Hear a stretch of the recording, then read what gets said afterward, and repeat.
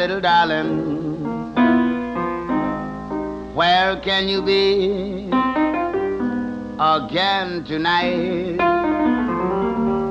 while the moon is shining bright?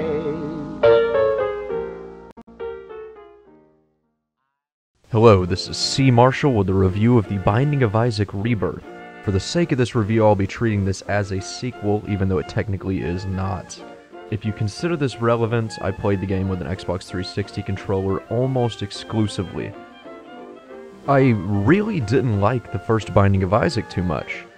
If I think about it, I liked it quite a bit, but it exhausted me.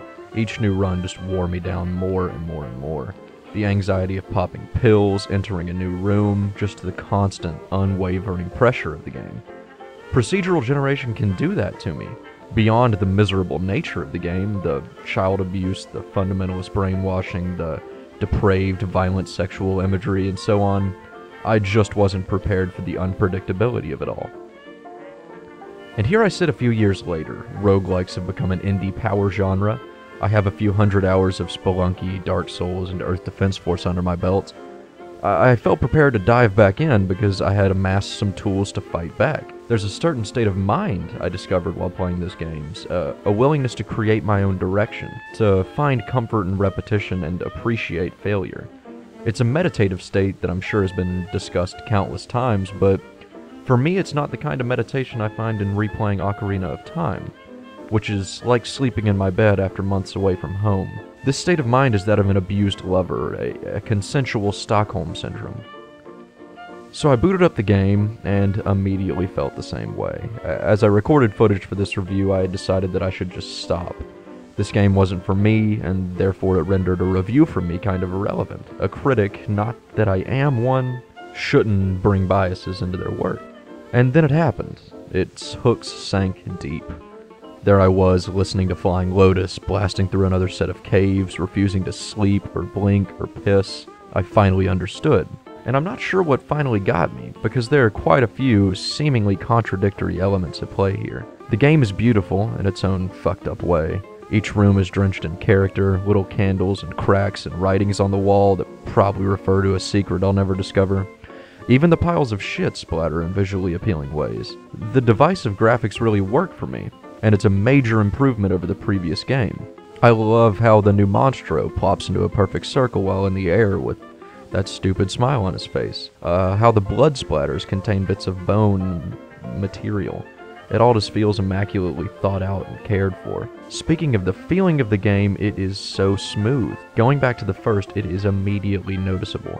And this makes deaths easier to digest. These split-second decisions are more natural extensions of your hands. But the flow of the game is largely unchanged. It's a tight-knit mixture of stressful encounters and unpredictable rewards/secrets.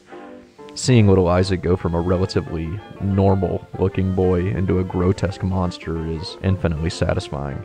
It gives you a visual and tangible representation of the current run's experiences. Outside of the game, the unlockable challenges and characters are welcome, even if I don't see myself pursuing them that much. I actually enjoyed unlocking the characters more than I enjoyed using them. Anything other than Isaac seems to step on the toes of my developed skills in the game. This is a very personal preference, though. There are some things I still really disagree with. Procedural generation works as advertised. Regardless, every run is viable, and that's just a fact once you reach a certain level of skill. But sometimes the odds stack and stack and stack against you. This can make an overpowered run feel immensely satisfying, but it can also be so frustrating. This is not necessarily a negative, as it comes with the territory, but it is something that bothers me personally. But a real negative for me is how little information is given to the player. I can accept the design choice to open up as much discovery as possible, and I understand that it's really satisfying to slowly learn a game's language and acclimate yourself to its idiosyncrasies. Here, though, it's just far too thin. The item screen is useless. The fail screen, while sensibly keeping with the style and lore of the game, it gives you nothing. Some pixelated images of your items and so on. I know some people probably also see this as a positive, as you don't throw away boots the moment they get comfortable, but it's just too alienating. The game is a gorgeous and fascinating person that won't stop playing hard to get. Eventually, though, an understanding is reached. You accept that the game will never let you all the way in, but you can still have a wonderful time. Hours later, I still get stressed when I play it, and I still hate when the game works against me, but I really, really like it.